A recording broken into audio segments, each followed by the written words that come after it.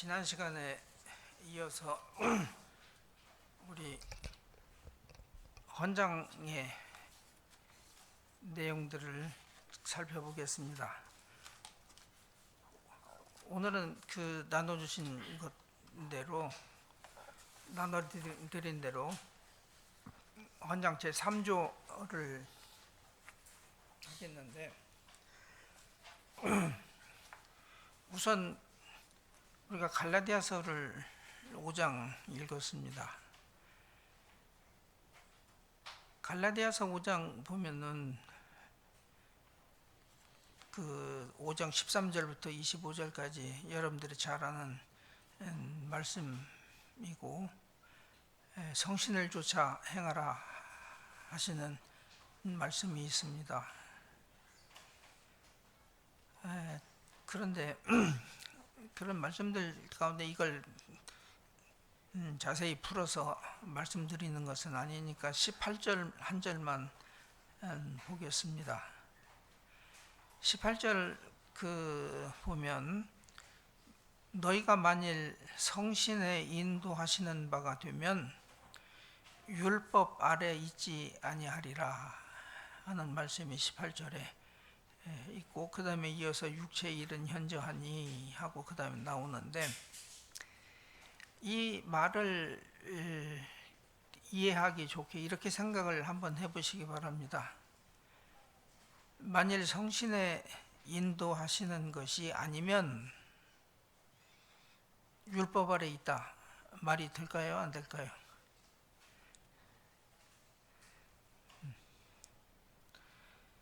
성신이 인도하시는 바가 되면 율법 아래 있지 아니하니라 하고 그렇게 되어 있습니다. 우리는 신자로서 교회 안에서 하나님의 백성다우게 살아가려고 할 때, 첫째로는 말씀에서 우리에게 명하시는 바, 그 계명들을 지키고 사는 것은 분명히 필요합니다. 우리가 예수 그리스도의 보혈의 공로로 말미암아서 죄로부터 자유함을 얻고, 이제는 죄가 우리를 사로잡아가는 그런 데서 벗어났다 할지라도, 여전히 율법은 우리에게 요구하는 것이 있고, 또한 율법을 우리들은 다 지켜 행해야 한다는 것을 또한 배워서 알고 있습니다. 그러면 신자들이 율법을 행하는 것, 즉 계명을 따라 살아가는 그 일들이라는 것은, 그러면 율법을 따라서 행하면, 또 율법이 요구하는 것을 우리가 지켜서 하면, 그러면 그게 율법 아래 있는 것이 아닌가 하는 생각을 하게 되는데, 그러니까 구분을 어떻게 하느냐 하는 것입니다. 우리가 세 사람이니까 우리는 아주 자유롭게 율법 아래 있는 것이 아니라 신령한 세 사람으로서만 살아간다고 자신에게 말하기는 어렵고, 교회 안에서도 살아가는 동안에 또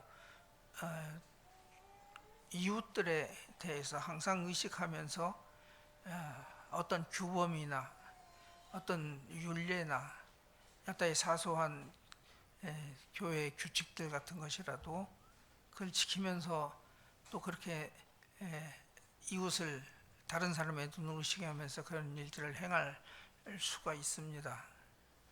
꼭 그것을 잘 따라서 하는 좋은 마음, 그런 걸로만 하는 게 아니라 이웃을 의식하면서 하는 일은 얼마든지 있을 수 있다 하는 것을 생각을 해보면, 그러면 어떤 것은 그 율법의 요구를 따라가는 것이 되고, 어떤 것은 율법 아래 있지 않고 신령한 사람답게 하는 것이냐, 그것은 성신의 인도하시는, 성신의 그 성신을 좇아서 성신께서 우리에게 주시는 힘으로 하는 것인 그 구분을 어떻게 하는 건가 하는 것을 늘 생각을 할 수밖에 없습니다. 이런 면에서 성신의 인도를 따라서 우리는 늘 살아야 하는 것이고, 그것이 무엇인가 하는 것을, 어떤 상태가 그런 것인가 하는 것을 하루를 반성하고 자기의 한 일들을 반성하고 또 다른 사람이 혹은 나를 나의 삶에 대한, 생활에 대한 것을 칭찬한다 할지라도 과연 그러한가 하는 것을 늘 반성하는 것이 있어야 됩니다. 성신의 인도하시는 바가 아니면 율법 아래 있는 것인데, 율법 아래 있다는 것은 다른 말로 하면은 육신을 좇아서 행하는 것입니다. 우리가 하나님의 자녀가 되었고 성신으로 새 사람을 입었으니까 육체를 따라 하는 것은 아니라 할지라도 고린도전서 3장에 있는 대로 우리는 육신에 속해서 생각하거나 말하거나 행하는 일이 있을 수밖에 없습니다. 성신의 인도하시는 바를 따라서 살기를 원하고 그것을 자기가 구분해 보려고 애를 쓰는 것은 신자의 바른 생활이라고 얘기할 수 있을 것입니다. 이제 이 이야기를, 이 갈라디아서 5장 얘기를 그 18절만 가지고 얘기를 한 까닭을 이 3조를 보면은 알 수가 있습니다. 여러분들은 이 3조 그 받으신 그 프린트를 보면은 이게 쭉 연결돼서 기록되어 있으면 이게 도대체 뭔 말을 하는 건지 알기가 어렵게 되어 있어서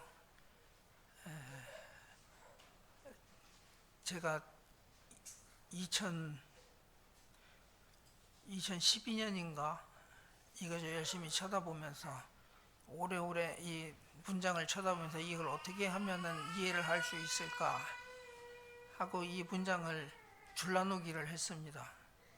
의미를 나누어 보았습니다.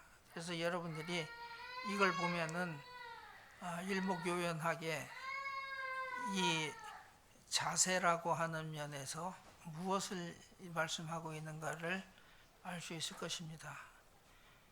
오늘은 그 첫 번째 3조 1항만 살펴볼 것인데 3조 1항만 한번 보십시다. 우리들은 항상 하나님의 말씀과 성신의 역사하심을 의지하여, 그 다음에 2번으로 가서 교회에 나타나야 할 주 예수 그리스도의 지체로서의 교회의 바른 자세를 항상 견지하기로 한다. 중간 것은 빼놓고 1항과 2항의 그 앞에만 읽어보면 말이 연결은 됩니다. 어떤 자세를 취해야 할 것인가 하고 얘기를 하고 있습니다. 그 자세를 취하기 위해서 1, 2, 3, 4 그 작은 동그라미 번호가 거기 들어 있습니다. 커뮤니오 상토름의 본의를 구현하기를 노력하며 하나님의 2번 하나님의 사랑과 거룩함과 그리스도의 일체성과 교회의 보편성을 체득하고 체현하기를 주력하며, 3번 항상 하나님의 권위에 열복하고, 4번 항상 신령하게 자유롭게 자연스럽게 장성하여 가기를 기함으로써, 이것은 어떻게 할 것인가 하는 문제입니다. 이걸 이렇게 해서 여러분들이 이게 무슨 뜻인가를 오늘 저한테 얘기를 듣고 또 집에 가서 잘 이 문장 구조를 살펴보면 이게 대단히 꼼꼼하게, 그리고 우리가 어떤 마음 자세를 가지고 신자로서 살아야 할 것인가, 그렇게 규범을 해놨는가 하는 것을 배울 수가 있습니다. 생각할 내용이 많고도 많습니다. 이렇게 쉬운 얘기는 아닙니다. 말들이 그 이 헌장을 기초하신 분이 한문 한자 세대여서 말들이 한자 말들이 많이 들어가 있고, 또 그 내가 이거 공부하면서 보니까 주력한다 하는 말이 거기 들어 있는데요. 체득하고 체현하기를 주력하며 하는데, 이 주력이라는 말도 이게 한자말 사전을 찾아보면 보통 쓰는 말은 아닙니다.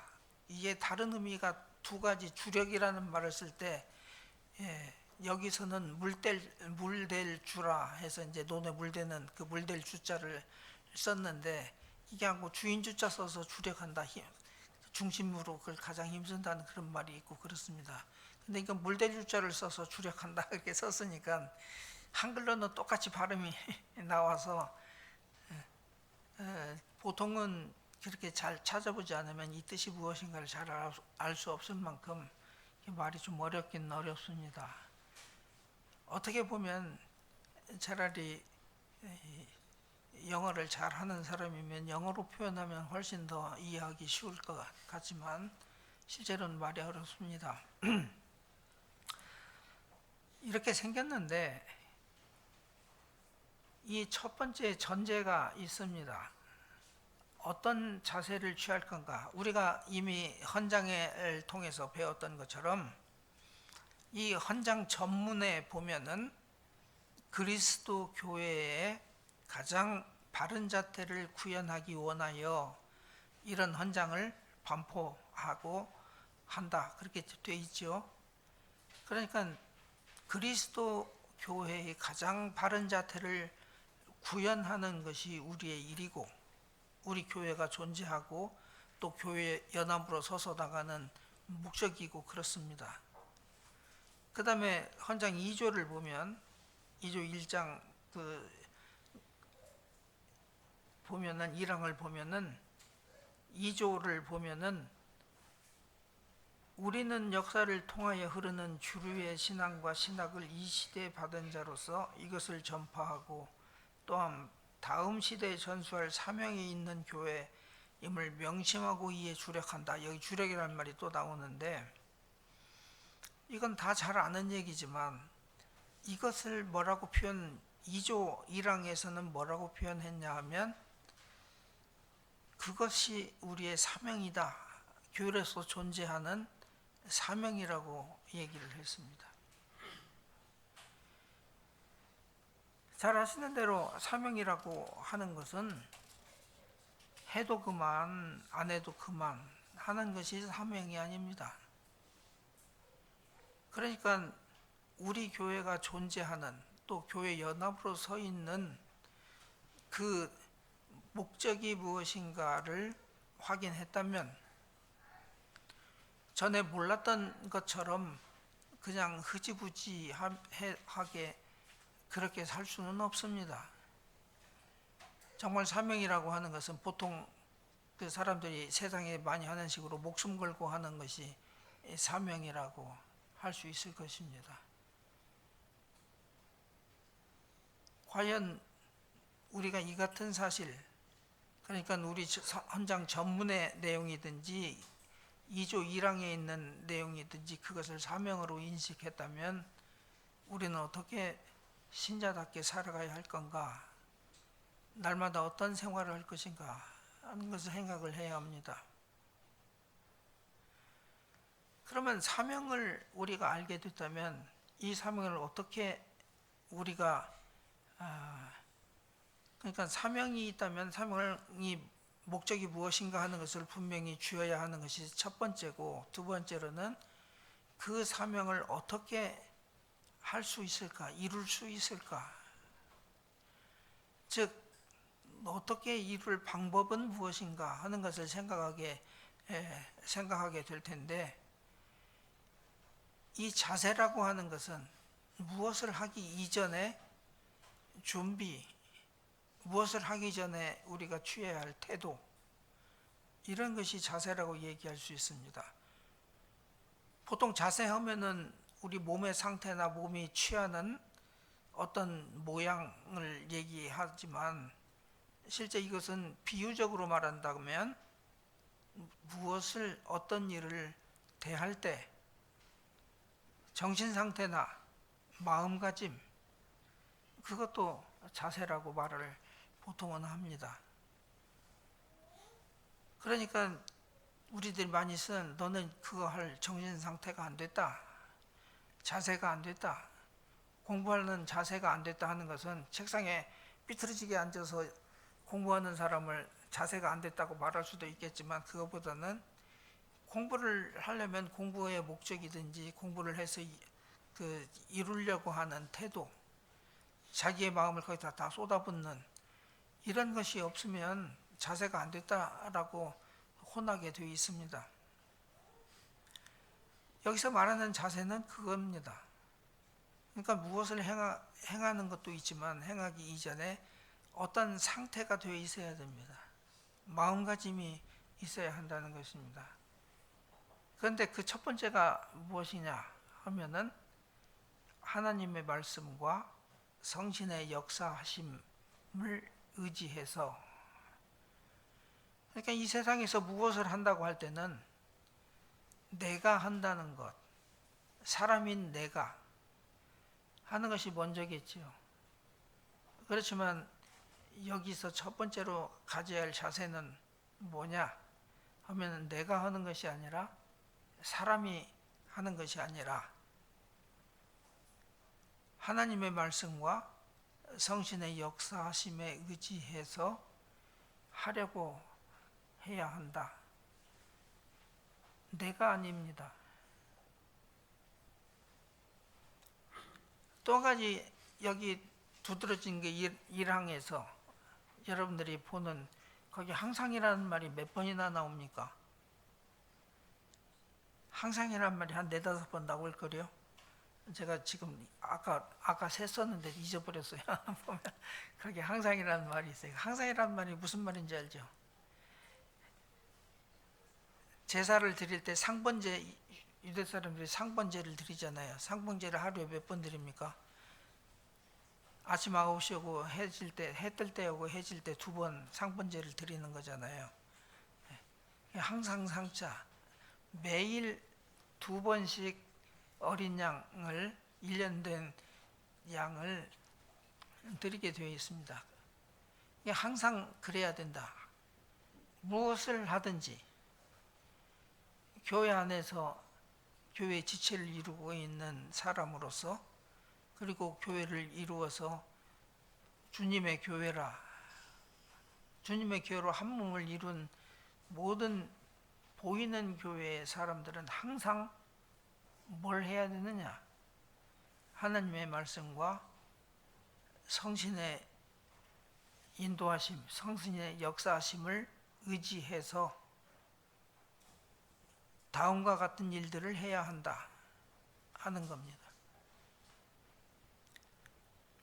이 처음에 여기는 말은 이렇게 썼습니다. 하나님의 말씀과 성신의 역사하심을 의지해서. 근데 이 말을 여러분들이 많이 배웠죠. 우리 하이델베르크 요리문답, 우리 IRC 교회들이나 또 IRPC 교회들에서 잘 쓰는, 하도 많이 들어가고 귀에 못 박힌 말이 있습니다. 말씀과 성신으로 하는 말 굉장히 많이 들었고, 하이델베르크 요리문답 안에서도 말씀과 성신으로 라는 그 문구들이 아주 우리들한테는 익숙한 문구들입니다. 하도 많이 쓰니까 그냥 따라 나오는 말 같이 느껴지는데, 여기 헌장에서는 이렇게 표현을 했습니다. 항상 하나님의 말씀과 성신의 역사하심을 의지해서. 이게 어떤 면에 있어서는 이 헌장의 가장 첫 번째고 기본이고 준비하는 그 정신, 뭘 행하기에 앞서서 우리가 가져야 할 태세인데, 이것이야말로 개혁신앙과 신학의 가장 첫머리라고 얘기할 수 있습니다. 사람이 하는 것이 아니라 우리를 불러서 그리스도의 몸을 이루게 하신, 그리스도와 신비한 일체를 이루게 하신 그리스도의 명을 따라서 우리는 하나님의 말씀과 성신의 역사심을 의지해서 항상 그 생각을 벗어나서 다른 것으로 할 수 있다고 생각하지 않고 꼭 그래야 한다는 그 생각을 늘 마음에 품고 있어야 합니다. 개혁교회는 다른 것으로는 하지 않습니다. 언제든지 말씀과 또 성신의 역사하심을 의지해야 합니다. 이것만 얘기하더라도 그것에 대해서 여러분들은 많은 생각을 해야 합니다. 예를 들어서 하이델베르크 요리문답 31문, 54문, 그리고 123문인가 거기 보면은 그렇게 되어 있습니다. 그 말씀과 성신으로 라는 말이 있고 거기에 그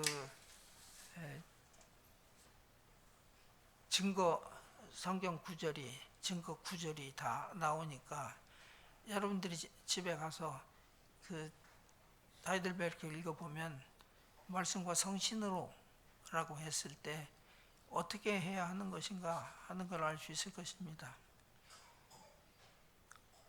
증거 성경 구절 가운데 두 개만 보겠습니다.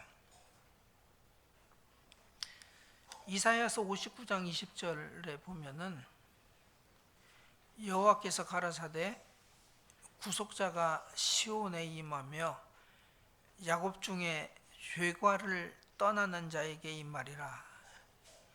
여호와께서 또 가라사대 내가 그들과 세운 나의 언약은 이러하니 곧 내 위에 있는 나의 신과 내 입에 둔 나의 말이 이제부터 영원토록 내 입에서와 내 후손의 입에서와 내 후손의 입에서 떠나지 아니하리라 하시니라. 여호와의 말씀이니라. 여호와의 신과 또 그 여호와의 입에서 나오는 그 말씀이 너희와 너희 후손과 너희 후손의 후손에게 항상 있다. 그러므로 이걸 다른 말로 표현하면은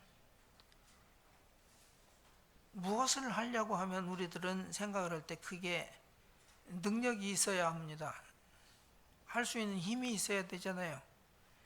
그런데 사람들은 우리 인생들은 생각할 때 그 힘은 어디서 나오는가?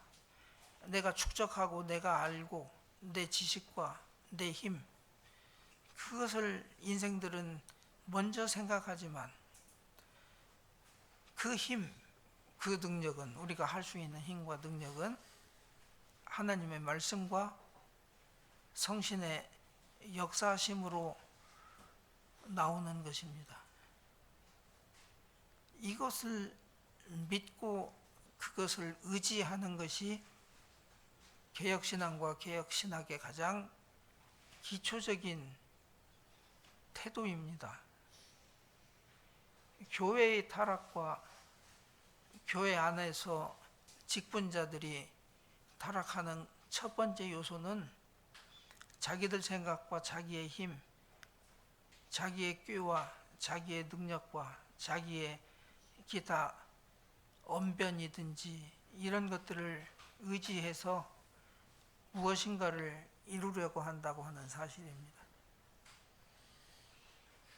그래 보면은 우리 교회 헌장의 그 기본이 어디에서 어떻게 시작했는가를 보면 참으로 놀랍도록 이 헌장을 기초하신 분은 이 개혁신앙과 개혁신학의 기초에서 우리가 어떤 교회를 이루어야 할 것인가 하는 것을 가르쳐 주고 있다고 생각할 수 있습니다. 그 다음에 작은 동그라미에 1, 2, 3, 4가 있는데 전제는 그렇습니다. 예를 들어서 성도의 교제에 곧 커뮤니오 상투름의 본의를 구현하기를 노력하며, 여기 노력한다 얘기를 했는데 전제는 뭡니까? 지금 얘기한 대로 하나님의 말씀과 성신의 역사하심을 의지해서 노력한다. 그것을 빼고 앞에 그걸 빼놓고 본의를 구현하기를 노력하며 하면 누가 이런 걸 하나? 내가 하나? 그 생각을 하게 됐는데 그렇게 생각하지 않도록 되어 있습니다.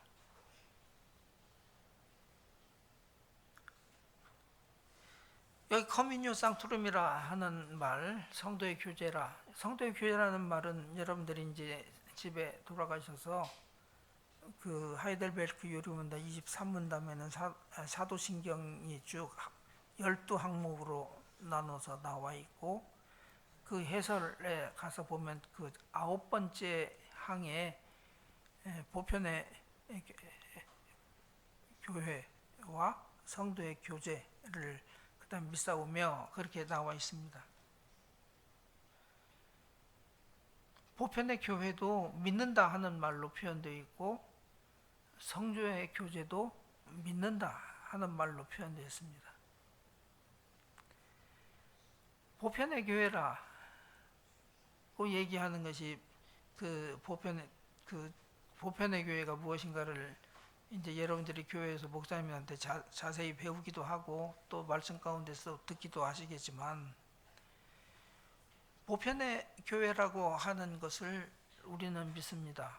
그러니까 이 믿는다는 말이 왜 있냐면, 그 믿는다라고 하는 그 표현이 우리에게 주는 뉘앙스는 그게 있는가 없는가 고민하라는 말이 아닙니다. 이미 보편의 교회는 있습니다. 문제는 그걸 우리가 믿어야 한다는 것입니다. 그러면 보편의 교회가 도대체 뭔가, 무엇이 보편의 교회인가 말해보라 그러면 뭐 이런저런 어떤 신학적인 지식으로 얘기할 수 있을지는 모르겠지만 그 손에 잘 안 잡히는 거거든요. 그렇죠? 보편의 교회. 왜냐하면 보편의 교회는 이 역사를 통해서 시대 안에 어느 시대든지 존재하는 교회여야 됩니다. 또 어떤 민족에 국한된 게 아니라 모든 민족에게 안에 있는, 성립되어 있는 교회를 보편의 교회라고 말합니다. 신약의 생각으로 말을 한다면 그리스도의 십자가의 공효로 말미암아서 우리 죄를 사해 주시고 성신으로 말미암아서 불러내신 모든 사람, 그들이 이루고 있는 것이 보편의 교회입니다. 그러니까 보편의 교회가 있다는 걸 우리가 믿으면 그 다음에 나오는 것은, 그러면 내 시대, 내가 살고 있는 이 시대와 이런 상황 가운데 그래서 보편의 교회를 어떻게 나타내느냐 하는 문제가 나오지 않습니까? 근데 그것을 이 사도신경에서는 무슨 말로 표현을 했냐면, 그 보편의 교회의 모습을 뭐라고 표현했냐면 여기 있는 대로 성도의 교제라, 커뮤니오 상투름이라 하는 말로 표현을 했습니다. 좀 말이 어렵긴 하는데 한번 생각해 보십시오. 여러분들 교회를 안다고 생각을 합니다. 교회는 뭔가, 어떤 게 교회인가, 교회를 무슨 말로 표현할까. 여러분들도 예를 들어서 교회라는 말을 하면은 다 각각 사람들이 교회에 대해서 이런 것이 교회다, 저런 것이 교회다 하는 아무튼 얘기들을 많이 할 겁니다. 근데 이 초대 교회가 생겼을 때 그 땅에 그리스도의 부르심으로, 그리스도께서 성신으로 불러서 모은 그 교회를, 그 모임을 어떻게 표현할까?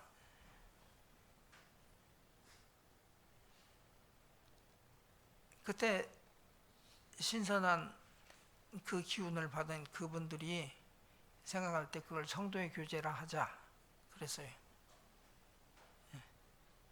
가끔 책들을 읽어보면 성도의 교제는 같이 만나서 밥 먹고 사이좋게 지내고 그런 것이 성도의 교회가 아니다, 교제가 아니다, 그렇게 말들을 하잖아요. 많이 들어보셨을 겁니다. 사도들이 생각한 표현은 성도의 교제는 그리스도가 불러서 모은 그 사람들의 상태를 성도의 교제라 그랬어요. 그 말밖에 표현할 방법은 없습니다. 오늘날도 이 성은교회가 보편의 교회의 모습은 무엇으로 나타낼 수가 있는가 하면은 성도의 교제로 나타내야 됩니다. 그러니까 굉장히 깊고 깊은 말이고 의미가 다양한 말이라는 것을 생각하지 않을 수가 없습니다. 그러니까 이 교회다움을, 보편의 참된 교회다움을 이 시대에 보이지 않는 형태가 아니라 보이는 가시적인 교회로서 나타내고자 한다면 성도의 교제로서 나타내야 합니다. 그러니까 성도의 교제를 공부를 열심히 하셔야 합니다. 그 53문인가요? 하이델베르크 55문에 보면은 여러분은, 당신들은 그 성도의 교제를 어떻게 이해하십니까? 그렇게 문제가 나와 있지 않습니까? 그러니까 거기 표현이 그러세요.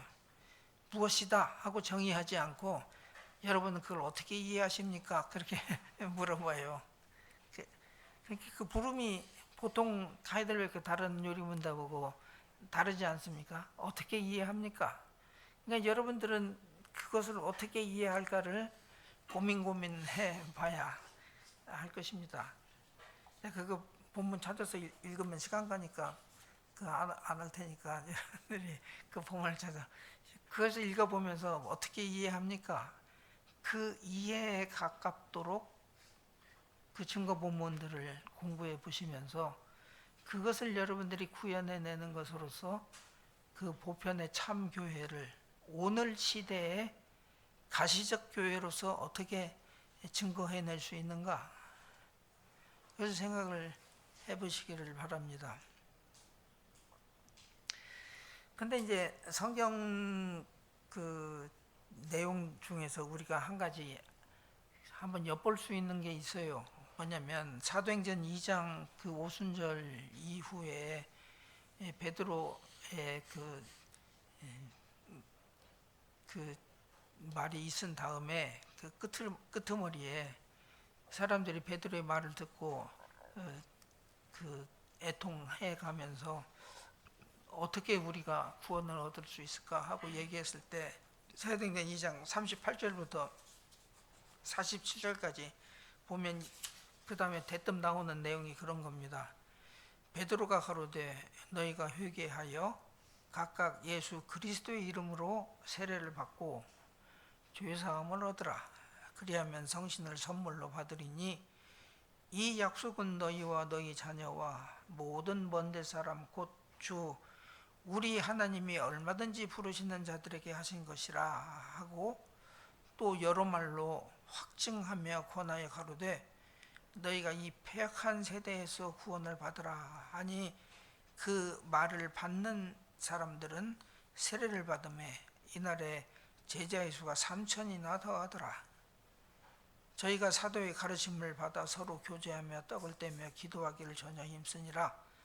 사람마다 두려워하는데 사도들로 인하여 기사와 표적이 많이 나타나니 믿는 사람이 다 함께 있어 모든 물건을 통용하고 또 재산과 소유를 팔아 각 사람의 필요를 따라 나눠주고 날마다 마음을 같이하여 성전에 모으기를 힘쓰고 집에서 떡을 떼며 기쁨과 순전한 마음으로 음식을 먹고 하나님을 찬미하며 또 온 백성에게 칭송을 받으니 주께서 구원받는 사람을 날마다 더하게 하시니라. 그래서 성신으로 부르심을 받고 죄사함을 얻고 구원을 얻은 사람들이 모아서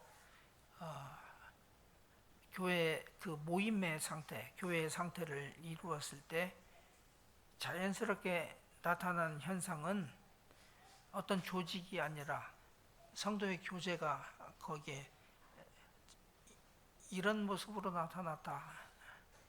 그리고 그것은 사람들에게 칭송을 받았다 하는 것입니다. 어쨌든 그렇게 통해서 그런 것들을 통해서 교회가 왕성하게 됐습니다.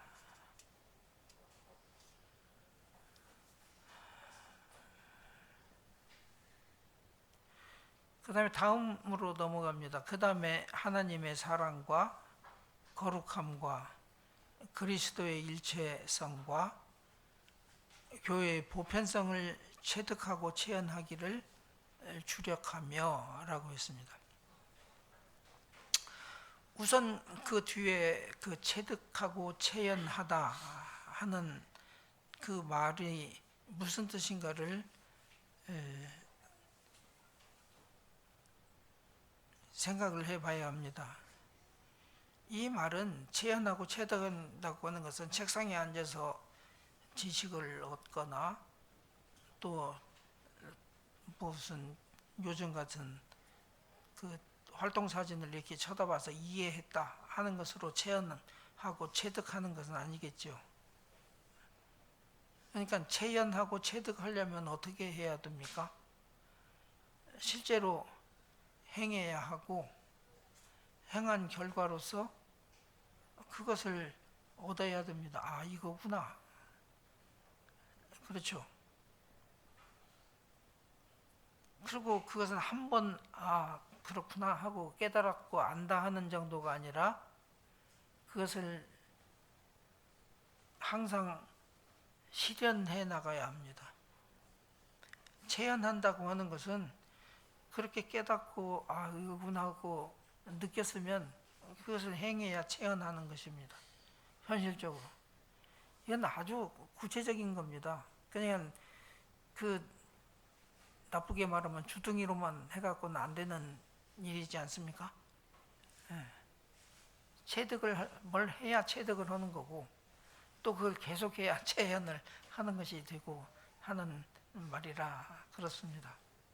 근데 그게 뭐냐면 하나님의 사랑과 거룩함과 그리스도의 일체성과 교회의 보편성, 이게 뭔지 여러분들이 이제 배워서 아시겠죠. 이 교회의 속성이라고 하는 것입니다. 교회의 속성이 뭡니까? 거룩한 것과 하나님의 사랑과 거룩함, 그 다음에 일체성. 일체성이라는 것은 그리스도와 신비한 연합을 이루는 것입니다.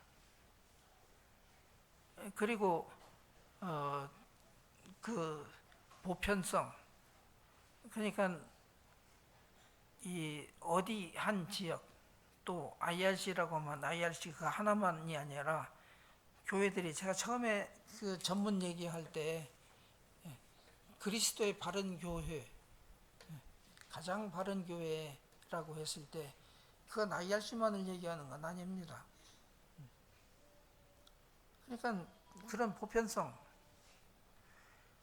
이런 것을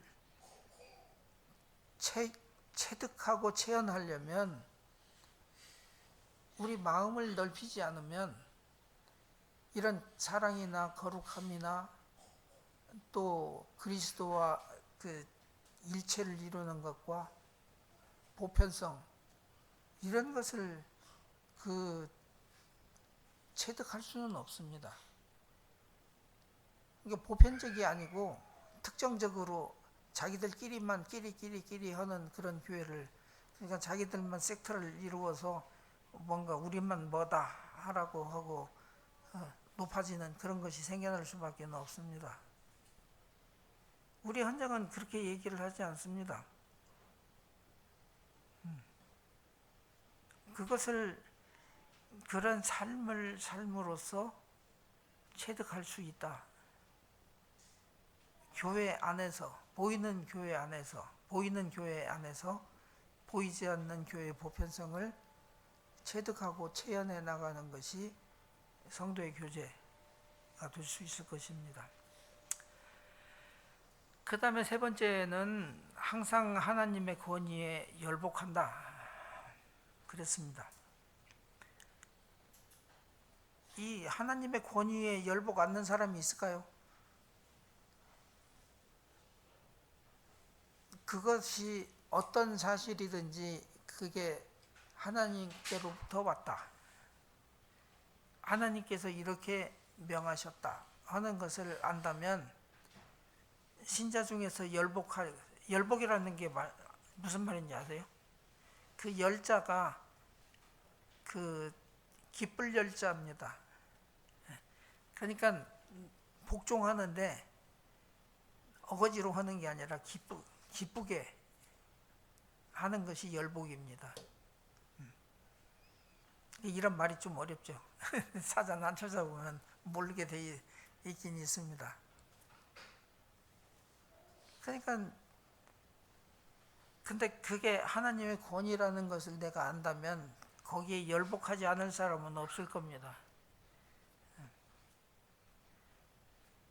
근데 항상 하나님의 권위에 열복한다 그러면 나는 하나님의 권위에 늘 열복한다 그렇게 생각하겠지만,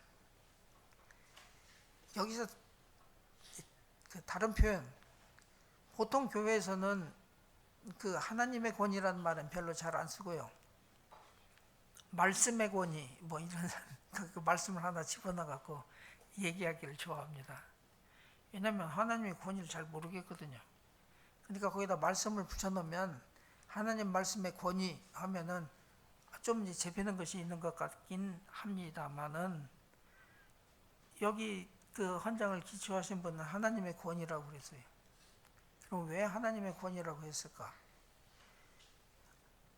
예전에 구약시대 같으면 하나님께서 산 위에서 번개와 우레와 그 진동과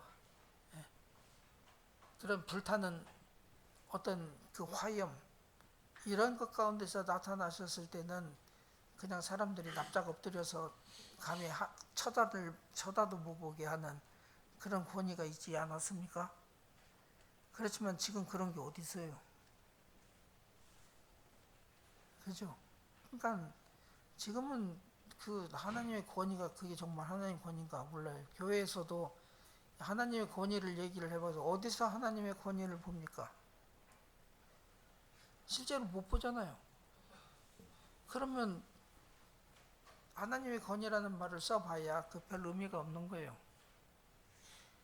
예를 들어서 교회 안에서 하나님의 권위는 어떻게 나타나는가를 한번 여러분들이 그 하나님의 권위가 작동하는 얼개를 한번 생각해 보세요. 그건 다른 게 아닙니다. 교회의 규범과 질서를 따라서 합법으로 시행된 모든 일에는 권위가 있는 거고, 그것을 우리는 그 작동은 인격인 사람과 사람, 직분을 가진 사람과 인격을 가진 사람들 사이에 그 권위가 작동합니다. 그렇지 그냥 말로만 하나님의 권위 하면은 모든 사람이 다 인정합니다. 그렇지만 실제로는 그 권위의 작동은 인격과 인격으로서 교회가 가지고 있는 규범과 법, 질서를 따라서 합법적으로 이루어진 데에서 그 권위가 생성하는 겁니다. 그리고 행사되는 거고. 그러니까 하나님의 권위에 항상 열복한다고 했을 때 교회는 합법적으로 교회의 규정과 이 헌장의 질서를 따라서 이루어진 모든 직분자들의 그 직분을 통해서 권위가 행사되는 것이고, 만일 그것이 무너지면 하나님의 권위도 없는 겁니다. 한 개인이 자기가 하나님의 권위를 가졌다. 그러니까 그게 안 되니까 문선명 같은 사람은 내가 재림예수도 하고 하잖아요. 그거라도 이용해갖고 권위를 내세우려고 하는데 그게 다 엉터리 아닙니까? 그렇게는 안 되는 겁니다. 그래서 하나님께서는 그 보편의 참 교회를 가시적인 보이는 교회 안에서 이렇게 권위를 교회 안에 주시는 겁니다. 그게 작동되는 그 얼개를 여러분들이 잘 이해를 하고, 교회 안에서 직분을 맡은 자들의 그 권위, 그러니까 막무가내로 하는 게 아니라 그 말씀과 여타의 교회 그 법과 질서 안에서의 그 권위를 받아들이지 않고 그걸 부정하면 교회는 무너지는 겁니다. 그러니까 그리스도의 몸인 교회를 이루고 있는 지체들은 그 하나님의 권위에 항상 열복해야 합니다. 이 말이 이런 것이 기본으로 마음의 상태가 이렇게 되어 있을 때, 그랬을 때 그리스도의 교회의 가장 바른 자태를 우리가 구현할 수 있다. 그 다음에 네 번째는 항상 신령하게 자유롭게 자연스럽게 장성하여 가기를 기함으로써 그랬습니다. 이 말을 여러분들이 많이 듣고 그래서 참 이 독립개신교회는 참 좋은 교회다. 신령하고 자유롭고 자연스럽게. 근데 이 말도 결국 그 앞에 전제가 있습니다. 항상 하나님의 말씀과 성신의 역사하심에 의지해서 신령하게, 그 말이 붙어야 됩니다. 신령하게라는 말이 단독으로 가는 게 아니고 하나님의 말씀과 성신의 역사하심을 의지해서 신령하게, 말을 그렇게 붙여야 됩니다. 하나님의 말씀과 성신의 역사하심에 의지해서 자유롭게. 무슨 말인지 아셨죠? 이 말을 이렇게 말 세 마디만 표어같이 따르는 것은 엉터리가 됩니다. 왜냐하면 내 마음대로 자유롭고 내 마음대로 자연스럽고 내 마음대로 신령하게 그렇게 안 됩니다. 그 앞에 성신의 역사하심과 하나님의 말씀의 본의가 거기 있어야 됩니다.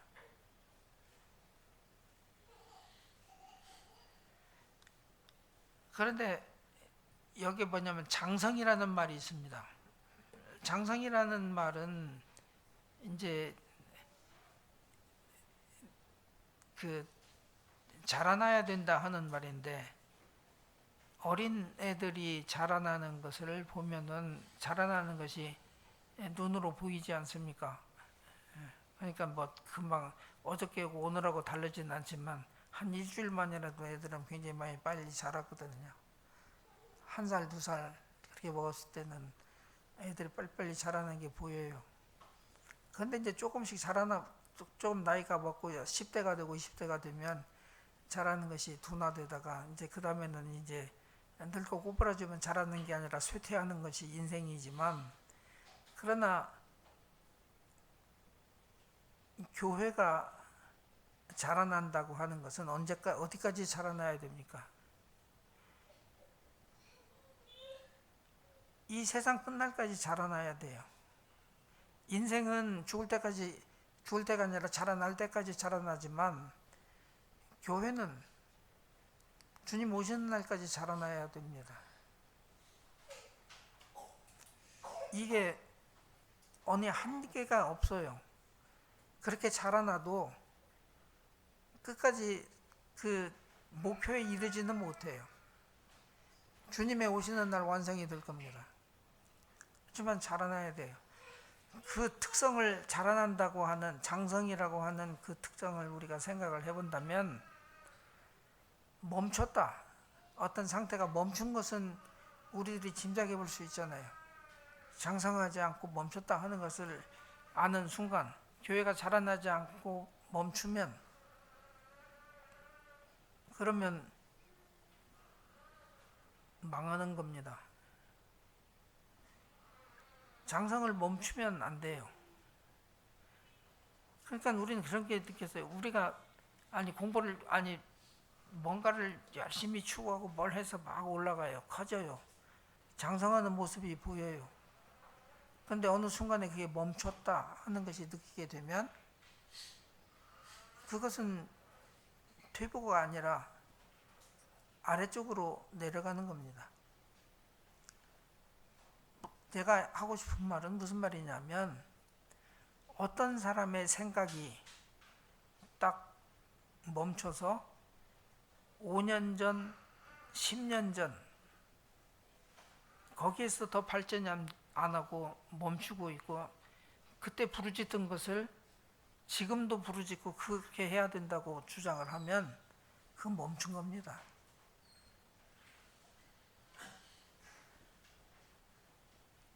지금 IRC의 심각한 문제는 멈췄다 하는 문제가 있습니다.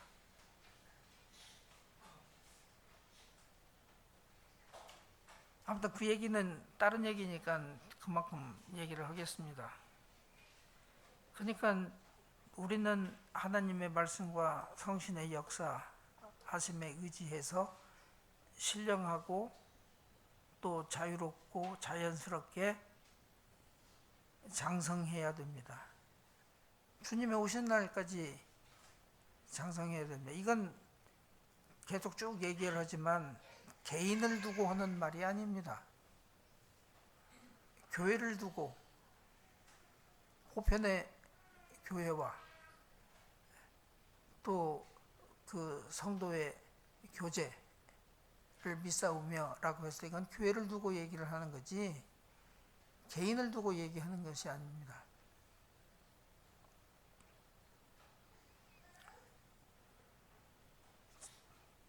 이런 것들을 생각해 보면 우리가 해야 할 일들이 많고도 많고 우리가 지금 어디에 지금 머물러 있다. 더 이상 자라지 않고 난장이와 같다. 먹는 것은 제대로 먹는데 자라지 않으면 걱정을 끼치는 존재일 수밖에 없습니다. 그 사실을 늘 생각을 해야 합니다. 그러니까 하나님의 말씀과 항상 하나님의 말씀과 성신의 역사를 의지해서 지금 1, 2, 3, 4를 하고 그래서 그 다음에 이제 두 번째 교회에 나타나야 할 주 예수 그리스도의 지체로서의 교회의 바른 자세를 항상 견지하기로 한다. 그게 이제 그 1항의 마무리입니다. 앞에 말씀드린 것처럼 교회가 그러해야 합니다. 그런데 교회가 그러해야 한다고 했을 때는 또 생각을 해보면 대단히 막연한 말이 됩니다. 교회가 그래야 한다. 교회가 이렇게 해야 합니다. 저렇게 해야 합니다. 그런 말들 우리도 많이 쓰긴 하는데 참 막연한 구체적이지 않고 막연하거든요. 근데 여기 2번 교회에 나타나야 할 주 예수 그리스도의 지체로서의 교회의 바른 자세 이걸 천천히 읽어보세요. 이건 지금 교회에 대한 얘기입니까? 그렇지 않으면 그 그리스도의 지체를 두고 하는 말인 것 같습니까? 앞에서는 쭉 교회에 관한 얘기였는데 여기 두 번째 교회에 나타나야 할 그러니까 교회가 나타나야 할 것을 그리스도의 지체를 이루고 있는 개인들이 그렇게 해야 한다고 얘기하는 것으로 종결이 됩니다. 교회는 그런 모습을 궁극적으로 드러내고 실증도 해야 하지만 교회 지체로 존재하는 일원인 나도 그런 모습, 그런 상태를 항상 견지해야 합니다. 그래서 교회가 그러해야 하지만 교회 일원인 나도 그런 태도를 견지해야 된다. 그것을 우리 교회에서 잘 쓰는 말 알죠? 교회아로서, 교회에 속한 나로서 교회를 이루고 있는 나, 짧게 말해서 교회 아로서 내가 이렇게 해야 한다 하는 말입니다. 그렇게 각각의 교회를 이루고 있는 지체들의 활동을 통해서 그리스도 교회의 가장 바른 자태가 구현되어지는 것입니다. 그렇게 1항을 그렇게 3조 1항을 그렇게 살펴볼 수가 있습니다. 여러분들이 이제 얘기를 들었을 때는 좀 알아듣는 것 같긴 해도 집에 가서 한번 얘기도 하시고, 또 여기는 용어들이 다른 말들은 아니니까 성경에 아까 얘기한 대로 하이델베르크 교회론문답이든지 우리의 신앙 고백이든지 사도신경 특히 그런 데서 말들을 다 가져온 거니까 그런 것들을 증거 구절과 함께 공부를 해보면 우리는 이런 자세, 이런 항상 견지해야 하겠구나. 교회로서도 그렇고 개인으로서도 그렇구나. 그런 생각을 해야 할 것입니다. 그래서 김홍전 목사님이 그 교회하라는 뭐 이상스러운 말을 써갖고 사람들이 알지도 못하면서 막 뜬구름 소리 하는데, 실제로는 이 3조 1항을 보면은 그렇게 생각하도록 되어 있다 하는 걸 아시길 바랍니다. 오늘 여기까지 하겠습니다. 다음 시간에는 3조 2항을 하겠고요. 그 다음 달에는 12월 달인데 그 3항과 4항을 해갖고 헌장항을 좀 지루하니까 이제 거기서 마치기로 하려고 합니다. 제 계획은 그렇습니다. 기도하십시다. 거룩하신 주님이시여, 이 오후 시간에도 주님께서 저희를 성신으로 불러주셔서 그리스도와 일체를 이루게 하셨사온데, 그 신비한 연합으로서의 보편의 참 교회를 이 땅 위에서 저희들이 구현하고, 또 그 교회를 이루고 있는 한 사람 한 사람 지체들로서도 우리가 어떻게 주님 앞에서 하나님께서 우리에게 원하시는 일을 이룰 수 있는가를 생각하며 살아갈 수 있게 하시오니, 저희들의 생각이 다른 데로 뻗어나가지 않고 온전히 주님의 뜻이 하늘에서 이루어지는 것처럼 이 땅 위에서도 또 실질적으로 보이는 이 교회 안에서, 지교회 안에서 나타내고 구현해낼 수 있게 하시옵소서. 예수님의 이름으로 기도하옵나이다. 아멘.